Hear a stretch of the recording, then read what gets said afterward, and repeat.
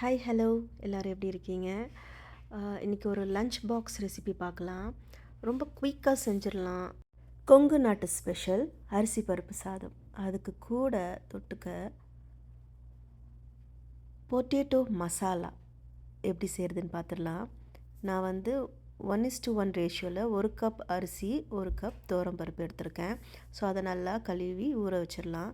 நான் அது ஒரு 10 மினிட்ஸ் வரைக்கும் ஊற வச்சுருந்தேன். ஸோ தட் வந்து கொஞ்சம் ஈஸியாக இருக்கும். நம்ம வந்து சாப்பாடு நம்ம ஒன் பாட் குக்கிங் சமைக்கிறதுக்கு கொஞ்சம் ஈஸியாக வேகிறதுக்கு நல்லாயிருக்கும். ஸோ இதுக்கு என்னென்ன பொருள் தேவைன்னு பார்த்துடலாம்.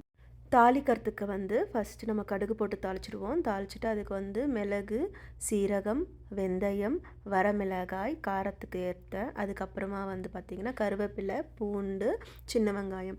இந்த ட்ரெடிஷ்னல் டிஷ்க்கு வந்து சின்ன வெங்காயம் தான் யூஸ் பண்ணணும். அப்போ தான் நல்லா டேஸ்ட் என்ஹான்ஸ் பண்ணி கொடுக்கும். அது மட்டும் இல்லை, இதில் தக்காளி சேரவே கூடாது. ஒரிஜினல் கொங்கு நாட்டு ஸ்டைல் அரிசி பருப்பு சாதத்தில் தக்காளி அறவே கூடாது. சரி, ஸோ இப்போ என்ன பண்ணிடலாம், ஒரு பாட்டில் வந்து நம்ம எண்ணெய் ஊற்றிட்டு, அதுக்கு நல்லெண்ணெய் தான் யூஸ் பண்ணியிருக்கேன். நல்லெண்ணெய் ஊற்றிட்டு நான் சொன்ன ஒவ்வொரு பொருட்களையும் தாளிக்கிறதுக்கு போட்டுக்கலாம். கடுகு பொரிஞ்சதும் மிளகு, வெந்தயம், சீரகம், அப்புறம் வரமிளகாய், பூண்டு, கருவேப்பிலை, அப்புறம் சின்ன வெங்காயம் இது எல்லாம் போட்டு நல்லா வதக்கிக்கோங்க. ஸோ இது பச்சை வாசனை போகிற வரைக்கும் நல்லா வதக்கிட்டதுக்கப்புறம் கொஞ்சமாக மஞ்சத்தூள், குழம்பு மிளகாய்த்தூள், அப்புறம் உப்பு தேவைக்கேற்ப, அதுக்கப்புறமா வந்து பெருங்காயத்தூள் இதெல்லாம் போட்டு நல்லா கலந்து விட்டுக்கோங்க. நல்லா கலந்து விட்டு அது பச்சை வாசனை போனதுக்கப்புறம் நான் வந்து 2 கப்பு டோட்டலாக எடுத்திருக்கேன், அரிசியும் பருப்பும் சேர்த்து. ஸோ இதுக்கு வந்து 5லேருந்து 6 டம்ளர் அளவுக்கு தண்ணி ஊற்றிக்கோங்க. தண்ணி ஊற்றி நல்லா கொதிக்கட்டும். நல்லா அந்த பாயிலிங் ஸ்டேஜ் வரும் இல்லையா, அந்த பாயிலிங் ஸ்டேஜ் வந்ததுக்கப்புறம் நம்ம அந்த ஊற வச்சுருக்க அரிசியும் பருப்பும் தண்ணி இருத்துட்டு அதில் போட போகிறோம். இப்போ இதெல்லாம் போட்டாச்சு. நல்லா போட்டுட்டு இதை மூடி போட்டு மூடி வச்சிடலாம். என்னோடய இதில் பார்த்திங்கன்னா, என்னோடய பேனில் வந்து அந்த மேலே ஹோல் இருக்கும் அந்த மூடியில். அதனால் அந்த அந்த ஹோலையும் நான் வந்து க்ளோஸ் பண்ணிடுறேன். ஸோ தட் உள்ளே நல்லா வேகிறதுக்கு ஈஸியாக இருக்கும்.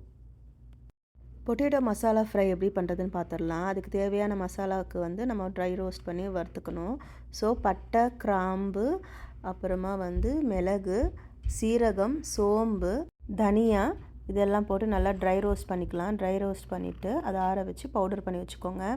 ஸோ இதை பவுடர் பண்ணி வச்சாச்சு. இப்போ நெக்ஸ்ட்டு வந்து ஒரு கடாயை எடுத்துக்கோங்க. கடாயில் வந்து கொஞ்சமாக வந்து எண்ணெய், உருளைக்கிழங்கை போட்டுட்டு உப்பு, மஞ்சத்தூள், வெறும் மிளகாய்த்தூள் எல்லாம் போட்டு நல்லா வதக்கி விட்டுட்டு ஒரு 5 மினிட்ஸ் வந்து மூடி போட்டு மூடி வச்சிட்டிங்கன்னா கொஞ்சம் சாஃப்டாக வேகிற அளவுக்கு இருக்கும். ஸோ வெந்துருச்சு அப்படின்ற பதத்தில் நம்ம இந்த அரைச்சி வச்ச மசாலாவை போட்டு ஒரு பெரட்டிட்டா நம்மளோட பொட்டேட்டோ மசாலா ரெடி. அரிசியும் பருப்பு மூடி வச்சு வேக வச்சுருந்தோம் இல்லையா, அது வெந்துருச்சு. இப்போ பார்த்தீங்கன்னா தெரியுதுல, நல்லா வெந்து மலர்ந்துருக்கு. கொங்கு நாட்டு ஸ்பெஷல் அரிசி பருப்பு சாதம் தயார். வாங்க சுவைக்கலாம். இந்த சேனலை நீங்கள் ஃபஸ்ட் டைம் பார்க்குறீங்கன்னா லைக் பண்ணுங்கள், ஷேர் பண்ணுங்கள், சப்ஸ்கிரைப் பண்ணுங்கள், ஃப்ரெண்ட்ஸ் கூட எல்லாம் ஷேர் பண்ணிக்கோங்க.